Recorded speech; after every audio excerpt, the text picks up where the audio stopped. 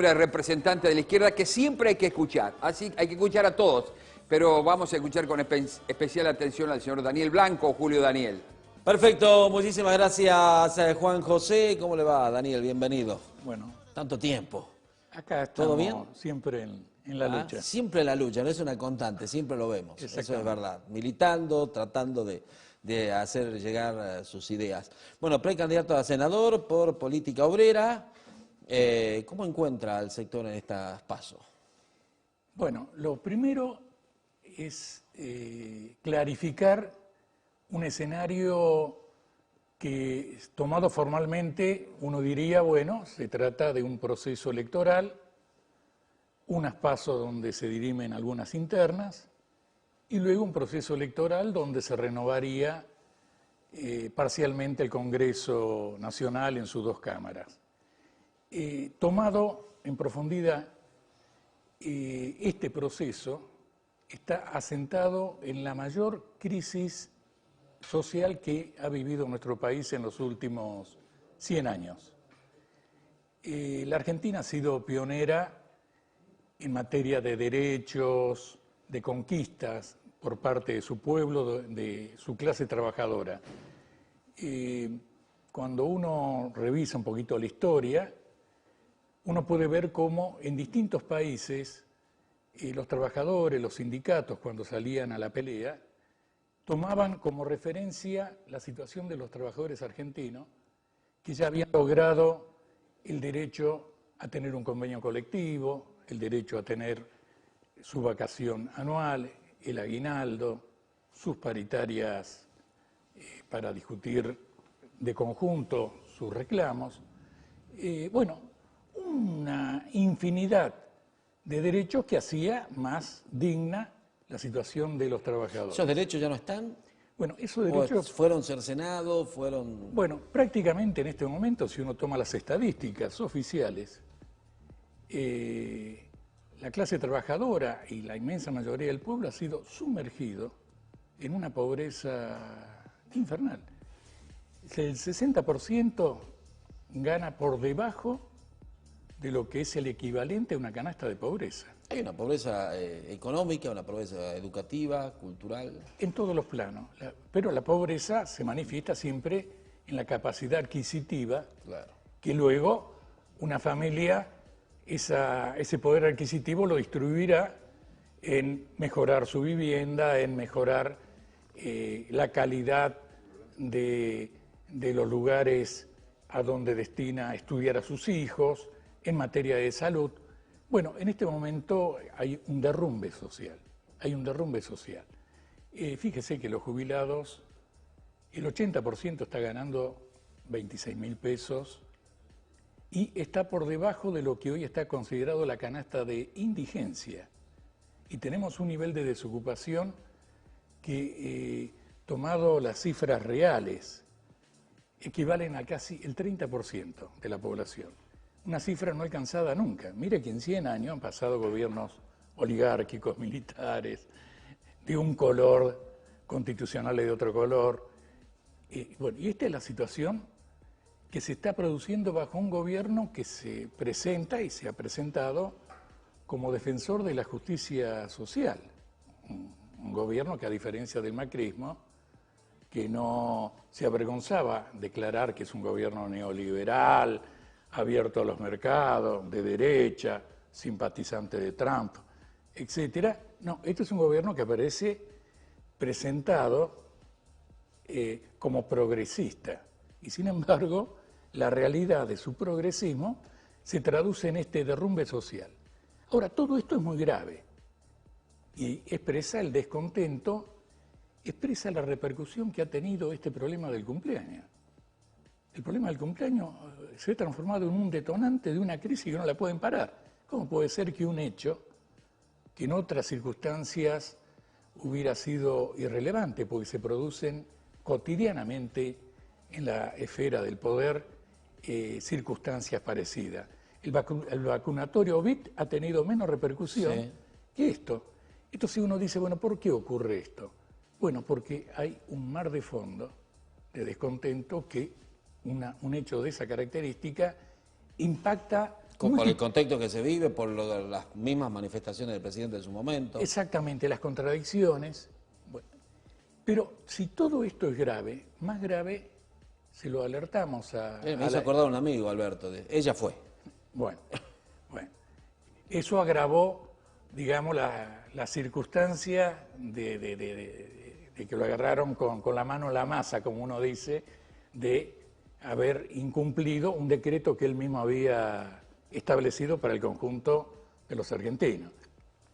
Pero si todo esto es grave, más grave es lo que está por delante y que los políticos que están yendo a las PASO, que se presentan como un candidato, lo ocultan. Ya está pautado que el próximo Congreso, cuando se constituya con los que sean electos en noviembre, en las elecciones de noviembre, senadores, diputados, van a tener que sancionar una ley que le dé validez legal al acuerdo que ya se está discutiendo con el Fondo Monetario Internacional. Y fíjese que el Fondo Monetario... ¿Qué hay que hacer con el Fondo Monetario? ¿No pagar la deuda? ¿Cómo me pregunta? ¿Qué hay que hacer con el Fondo Monetario? ¿Cuál es el tratamiento que se tiene que dar al Fondo Monetario? No, desconocerlo. Uno no puede aceptar que una entidad extranjera venga a colonizar al país. Ellos van a establecer un pacto y un acuerdo sancionado y legalizado por ley de carácter colonial. Ellos van a venir a dirigir la economía del país durante los próximos 20 o 30 años frente al hecho de que van a ir administrando cómo la Argentina va a pagar una deuda impagable de 400.000 millones de dólares. Daniel... Y entonces, pero escúcheme esto, el problema consiste en lo siguiente. Hoy usted va a ver que Juntos por el Cambio, sus hombres se pelean con el Frente de Todo. El Frente de Todo se pelea, Macri contra Cristina, Cristina contra Macri. Pero cuando se precipite el próximo Congreso, se terminó la grieta. Van a levantar la mano y van a votar ese acuerdo.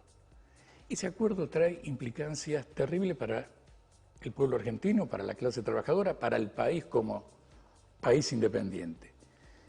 Se termina el derecho laboral. Está el planteo de que no tiene que haber más indemnizaciones, lo planteó ahora la UIA, Junta de Rioja. Se tiene que terminar con los convenios colectivos, se tiene que legalizar lo que hoy es ilegal, que es la precarización laboral. Simultáneamente van a poner fin al sistema jubilatorio. Van a elevar 5 años la edad, a los 70 los hombres, a los 65 las mujeres. Van a escindir... No hay igualdad ahí. No, bueno, ahí... No, pero usted se tiene que imaginar que durante 5 años no van a pagar jubilaciones, pero van a estar acumulando aportes. Esos aportes, ¿quién los va a administrar y para qué? Para pagarle la deuda al fondo. Van a separar la jubilación de toda relación con el salario. Adiós el 82%. Y van a crear un sistema en donde la jubilación va a provenir del ahorro.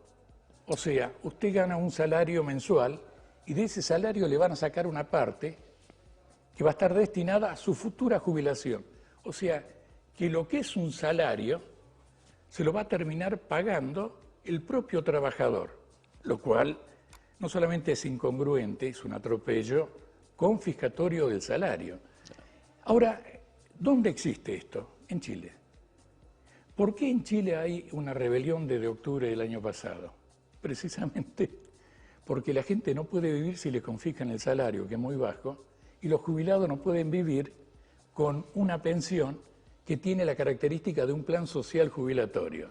Y entonces el pueblo ha dicho, así, basta, y se ha sublevado. Si nosotros estamos en el Congreso, vamos a votar contra esa ley y vamos a usar, que es lo que corresponde para un tribuno, la tribuna parlamentaria, para dirigirnos al pueblo y decirle que el pueblo tiene que defender sus derechos de la misma manera que lo conquistó, poniéndose de pie, movilizándose, ejerciendo el derecho a que no puede ser que pague una crisis que la han provocado otros que benefician a otros y que siempre el perjudicado es el pueblo y el país como totalidad.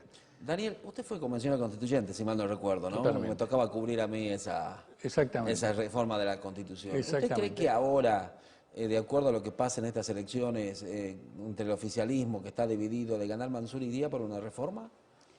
Depende cómo sean los resultados. Depende cómo sean los resultados. Por ejemplo, si en la interna es aplastado el sector de Jaldo, se abre la posibilidad de un pasaje de legisladores jaldistas al mansurismo, al mansurismo, y ahí puede articular una mayoría que declare la necesidad por ley de una nueva reforma y entonces habilite una nueva reelección. Desde ya nosotros lo vamos a denunciar, nos vamos a oponer. ¿Qué es lo que explica la pelea que hay entre Jaldo con Mansur, Mansur con Jaldo? Es una pelea de camarillas que lo único que está envolviendo es el interés de quién toma la manija en el 23. Desde el punto de vista de los problemas de los tucumanos. No solo ahí, sino también en los otros candidatos tienen la mira puesta en el 23. Bueno, pero lo que importa a los tucumanos, cómo superamos la desocupación crónica, cómo se supera el problema de los bajos salarios, cómo se supera el tema de la inseguridad, el tema de la violencia que sufren las mujeres, etcétera. Sobre esos problemas no hay ninguna grieta. Sobre la impunidad que tiene el Poder Judicial para poder un Pisa, una fiscal como Rivadeneira, para hacer un conjunto de disposiciones judiciales que han validado la impunidad del poder político acá en la provincia y que merecerían el juicio político, ahí cierran fila, porque si cae uno, cae el otro. Entonces, se están peleando simplemente por el poder, por la manija. Les quiero decir más, yo fui constituyente, esa fue la constituyente de Alperovich, por eso nosotros nos retiramos, la denunciamos, nosotros planteamos que en el país está planteado frente al agotamiento del régimen político, que no puede resolver el problema de la desocupación, de los bajos salarios, el problema del techo. Hay 5 millones de personas, de familias, sin techo. No puede resolver problemas elementales del pueblo argentino. Están emitiendo plata como loco. Por eso, esa decisión del dólar oficial y el dólar paralelo. Un emisionismo que va a una devaluación segura después de las elecciones. Frente a una circunstancia de esa característica y un régimen acabado y partido de ese régimen agotado, se impone una salida para refundar el país, que tiene que ser una asamblea constituyente, libre, soberana, que no era bajo ninguna circunstancia la característica de la constituyente de Alperovich, que era limitada, restringida, no tenía ningún tipo de soberanía, se hacía lo que ya había dictado como temario la propia legislatura. Acá tiene que ser libre democráticamente y lo tiene que decidir el pueblo argentino. Refundamos el país y reorientamos los recursos para solucionar estos problemas. Hay que refundarlo, no refundirlo. Exactamente. Gracias, Daniel, por la visita. No, gracias a ustedes. Y suerte en estas elecciones. Bueno.